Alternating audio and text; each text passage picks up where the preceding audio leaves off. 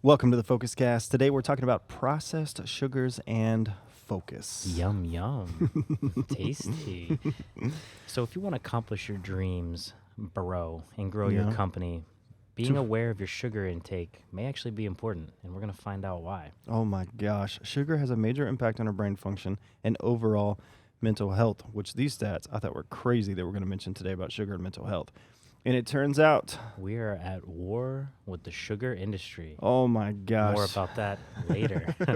We're going to share with you some dirty little not so secret tricks that the sugar industry played on the narrative. And we'll unpack that in about probably 17 minutes. We're going to talk about our consumption of sugar and what we can do today. To increase that focus. Bro, let's dig in. Let's go.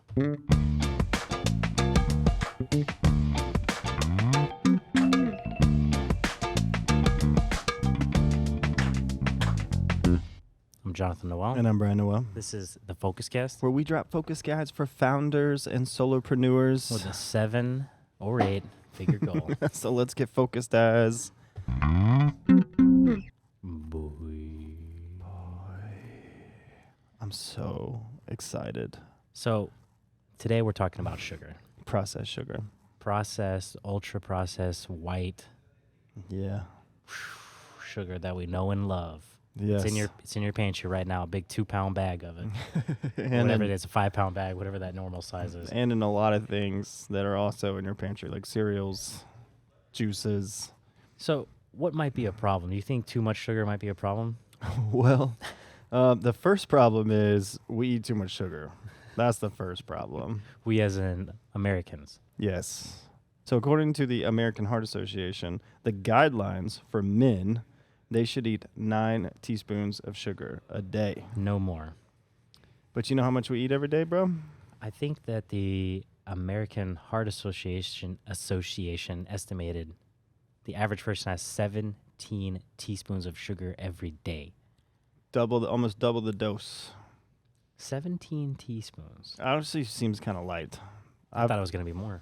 Yeah, when we drop these next few things, you can just ask yourself how many of these you consume each day. So a can of Coke has 10 teaspoons. Just imagine 10 teaspoons, like at the bottom of the can. In one Coke. Yep. And not the big boy. And you're supposed to consume 9, and in one can of Coke there's 10. So, I mean, A Coke a day keeps the diabetes coming closer. at bay. I mean, in bay. Iced tea. Round 6, depending on where you get it. Yeah. Orange 6 juice? teaspoons. Oh, orange juice is a good one. Orange juice is basically a scam anyway. Oh, it's healthy. It's from oranges. One of the big companies just got super sued because it said like organic or whatever, and it turns out there was a bunch of toxic chemicals in it, and I can't remember the name of it. I would say it, but I just can't remember. And So the chemicals were organic, or they weren't using fair trade chemicals. I think it was like some factory waste that they needed to sell off. But Like, hey, the acidity in the orange juice, you can't taste the actual waste product going in here. well, and I forgot the name of the brand again, but it was one of those names that was like real juice or all natural or something. It was one of those names. What about sports drinks? What's the average for that? 3.5 teaspoons. So there's like a sports drink culture, Usually people that drink sports drinks drink like 4 or 5 a day. Yep. I mean, no telling what else is in those sports drinks. Anyway. Well, food coloring for one, which is also not good for you. Start looking at that. that's a double whammy. Yeah, that's a double. That's like a quadruple whammy because you got the acid, you got too much caffeine, which is not good. You got the sugar, you got the dyes. That's Man. cancer in a can. It gives you like an hour bump. Anyway, so problem number 1 with processed sugars, we eat too much sugar. No surprise. All right, well, let's hit some good old-fashioned sugar and brain function. So, Yeah, how does it affect the brain? Yeah. Very well mind stated to have even a single instance of elevated glucose in the bloodstream can be harmful to the brain, resulting in slowed cognitive function and deficits in memory. you all right, bro? And Did you have some sugar attention. today? Isn't that wild? I mean, like, we give kids chocolate milk, Yeah, I mean, and then we expect them to focus, like, after lunch Oh yeah. God, we're so backwards, our society. Anyway. I mean, I see. The thing is when you're a kid too, you're smaller, so the sugar's having Oh, more of an effect. true. I didn't even So think of I'm thinking, that. I'm looking at, 60 and pounds. I'm judging, not judging, but I'm watching, and I'm wondering, are these parents, when I see this happen, thinking about the sugar intake? It's a lot different for a kid to have 5 grams of sugar than someone who weighs 250 pounds. You know. Well, and like, I mean, if you look at the ratio from like body to Yeah. whatever to sugar intake, whatever. Anyway, you know, like orange juice or like apple juice, all these juices that have 6 teaspoons of sugar in it. And if you weigh 50 pounds versus 250 pounds, like, it's a difference. yeah. And it depends on where's the juice from. Did you buy a bunch of apples and juice them, Yeah. Because that's good. or did you get the juice that has an extra 45 grams in the container of added sugars? So sugar also causes inflammation of the brain, which can lead to memory difficulties. Yeah, we've been talking a lot about inflammation in the brain, especially in the context of alcohol, which we'll talk about in a future episode. But I can't help but think, how many of us have an inflamed brain? A lot Like me. right now. Yeah. Like, what did I eat last night? I don't remember. Salad. Oh, and a little pizza. Oh. So, cheese, salt, sodium. So, yeah. Yeah. Our brains are chronically inflamed. So when you're trying to focus, Yeah. you got things to do. Yeah. Maybe sugar consumption is Not helping. holding you back. Yeah. So sugar and mental health. This was insane. So 23,245 individuals enrolled in a Whitehall study. So this is well studied.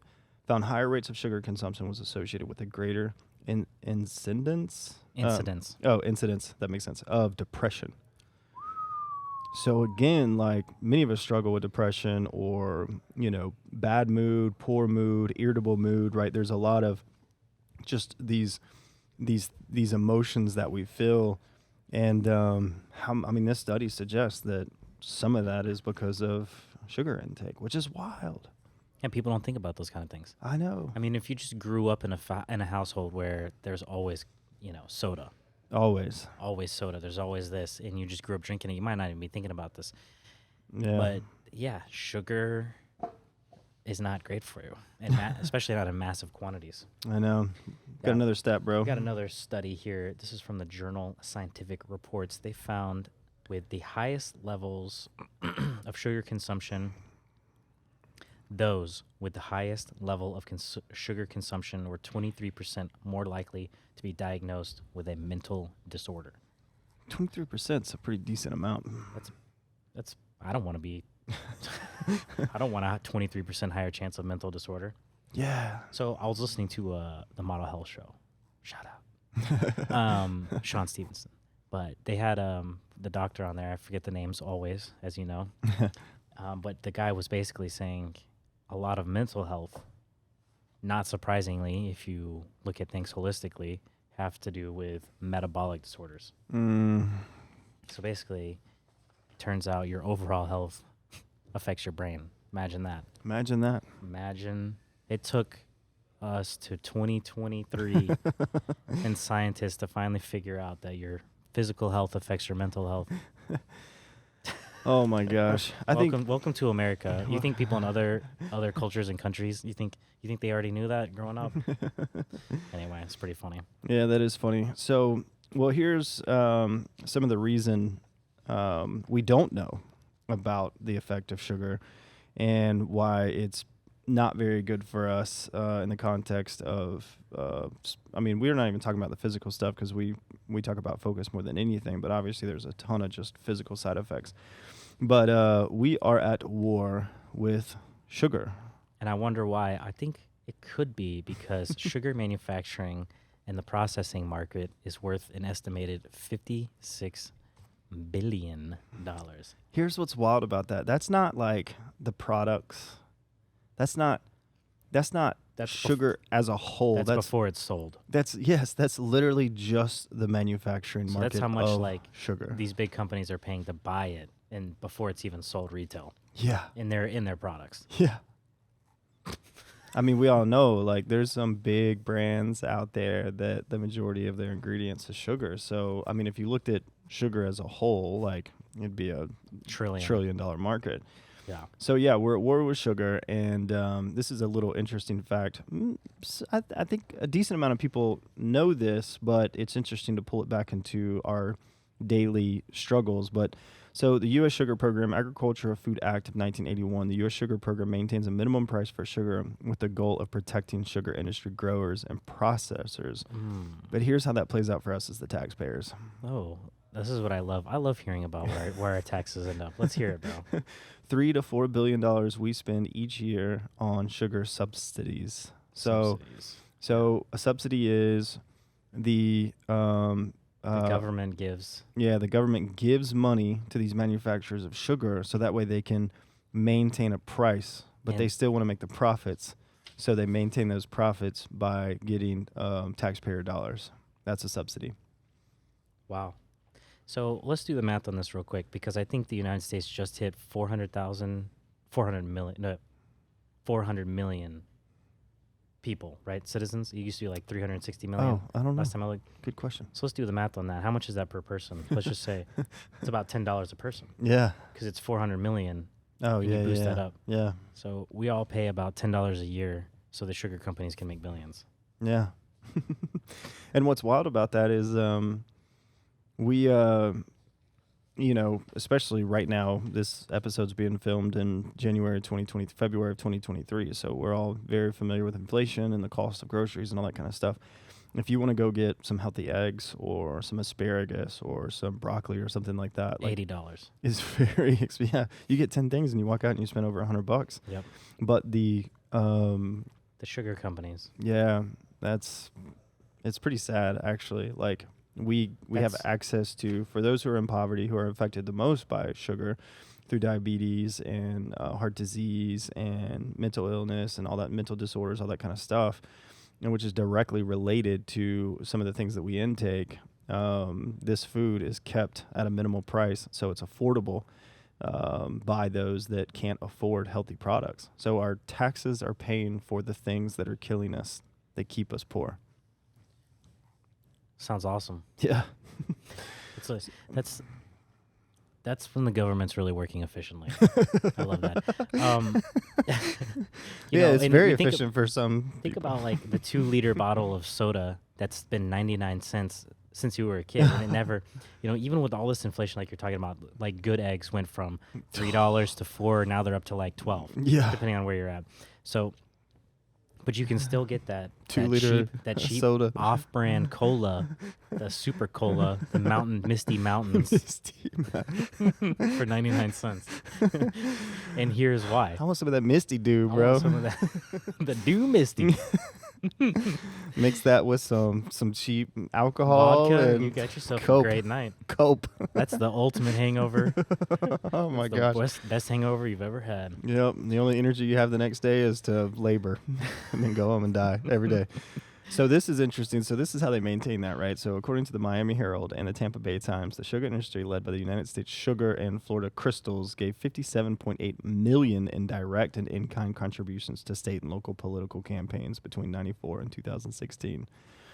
So lobbyists, man, it's the taxpayers. This is what's amazing. This is just, oh my gosh. And we don't talk about politics too much on this show because if any of you know us personally, we could accidentally go pretty deep into this. But let's just, in the context of focus, right? Because we're all individuals trying to focus on accomplishing our dreams. And one of those things that absolutely blocks us, like literally physically in our heads, is to excess sugar intake. Yep.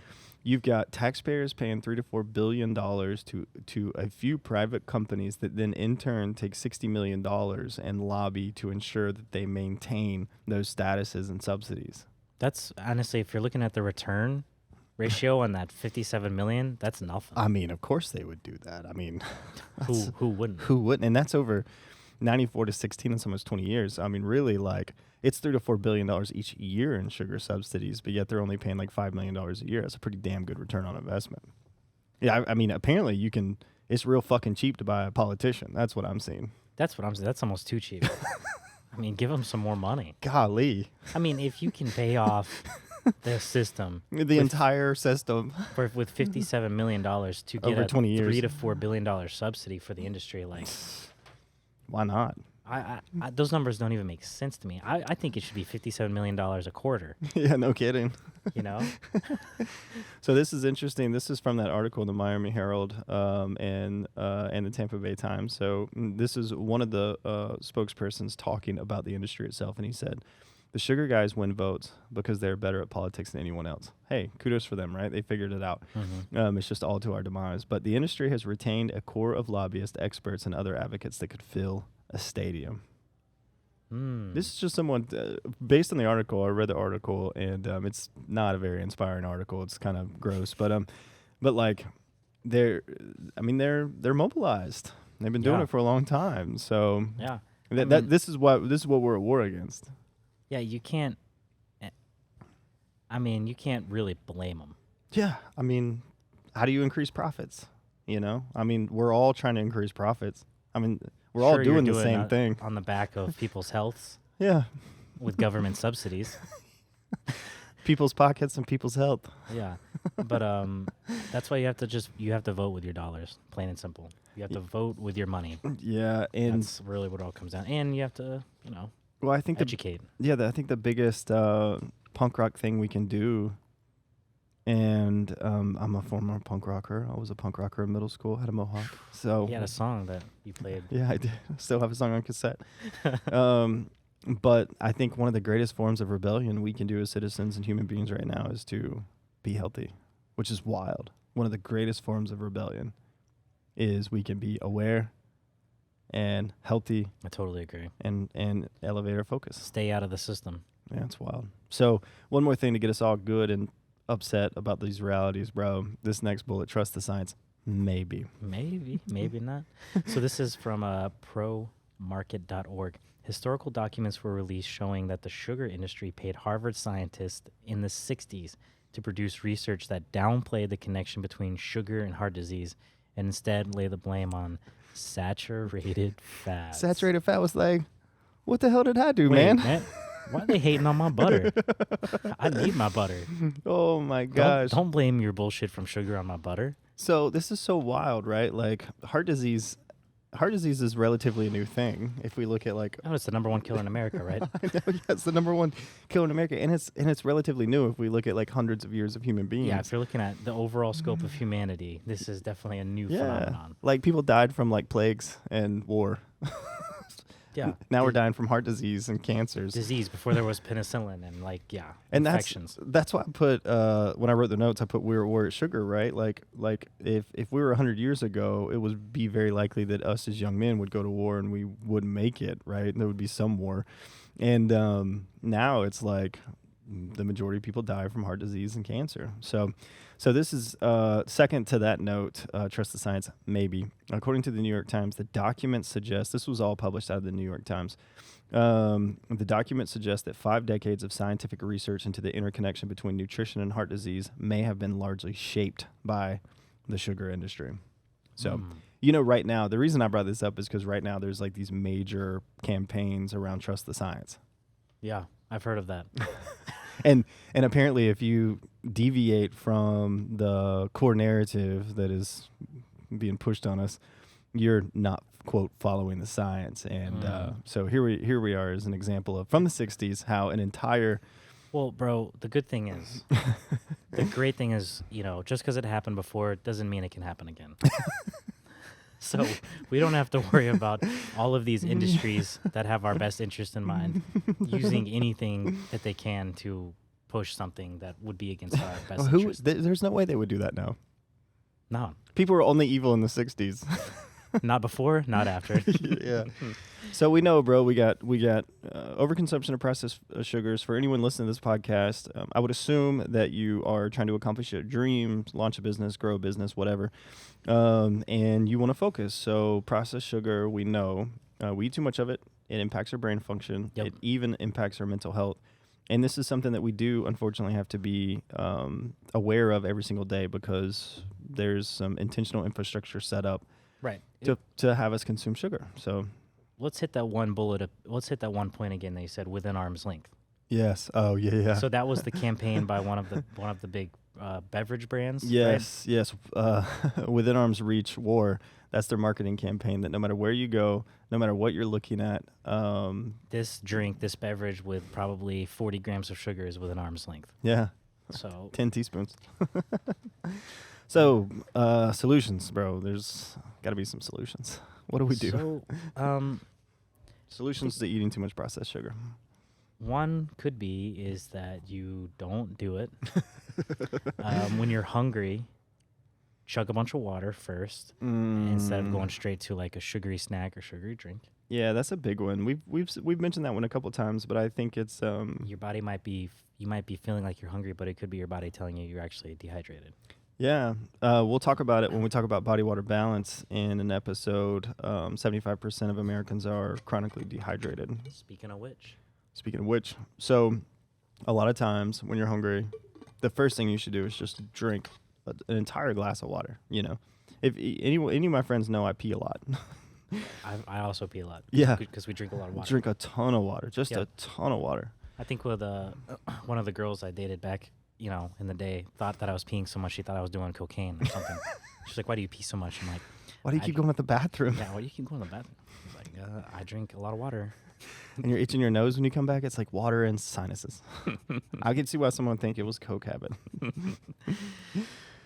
So also the blood sugar roller coaster. I love this. So, it's hard to get off because consuming sugar increases the blood Yeah. sugar level. But then when you come down, you've heard of the crash, the infamous crash, Yep. and it's easy to just repeat it over and over. Yeah. So you're trying good. you're trying to hit that baseline, but really you just keep going above it and down below it, above it, down below the baseline. Yeah. And that is not a healthy way. So to stop these cravings before they start, you kind of have to break the cycle and eat healthier foods. Yeah, and this is like, that if, let's say you're in corporate America and your first hour of the day is a meeting, right? 9 a.m. meeting, whatever. And so by 10 a.m., you're starting to crash a little bit because you got up early with the kids, you got them to school, you drove to the office, you answered some emails, you went to a meeting, and then you go eat a donut. Well, it's because freaking that one asshole person brought donuts again. Yes. And not even the good ones. Not They're even the stale ones from Dunkin' Donuts. Yeah.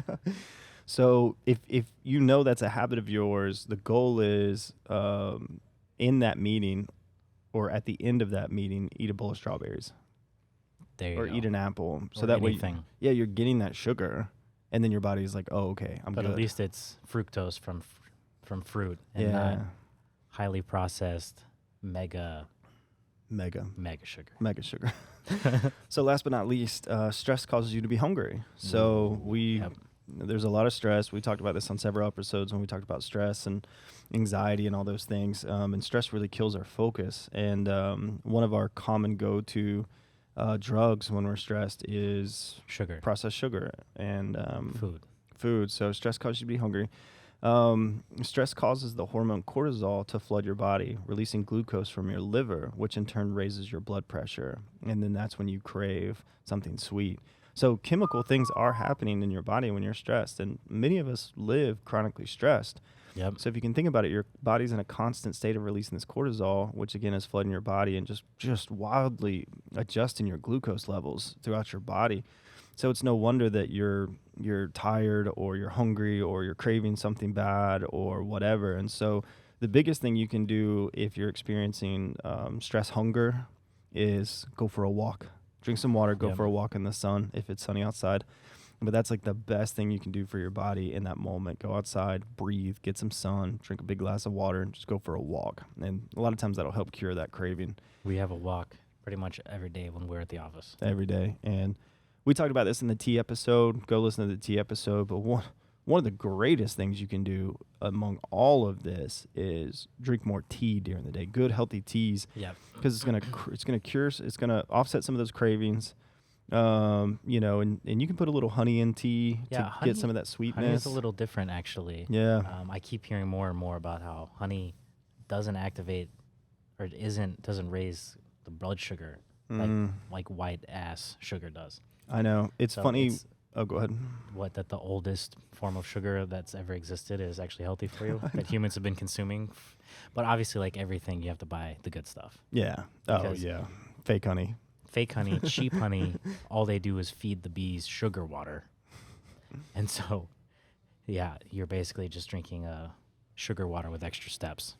I think if we're good at anything, we're really good at taking something that is natural and beautiful And denaturing it. and completely just screwing it up. It's the power of increasing output without integrity. Yeah, oh my gosh, isn't that the truth? So yeah, okay, so Yeah, let's wrap this puppy up. yeah, processed sugars and focus. Processed sugars, it does affect your focus. Yes. If you want to increase your It focus. affects your brain, your body. Yes, reduce your processed The blood sugar sugars. roller coaster is not the roller coaster you want to be on. No. This is not having fun on a Sunday afternoon with your family on the roller coaster. Not at all. And know that there is some intentional science and some intentional marketing out there to try to push you back onto the sugar roller coaster. Do you remember that commercial where they were basically saying high fructose corn syrup isn't bad for you? No, but it doesn't surprise me. They were just like, it's natural. It's from corn. Oh my gosh. Oh, man. Anyway, all right, bro. Classic. Let's go get focused. Let's go. Thank you for listening to the FocusCast. There it is. Go to youtube.com/TheFocusCast and slap that subscribe button. Head to TheFocusCast.com to share what you want to hear next. Go forth and be focused as boy. I tell you what, bro, that outro, that's not processed sugar, man. That is No. all natural sugar right there. That's That that is smooth as sweet. that butter they were trying to discredit in that study. You damn right.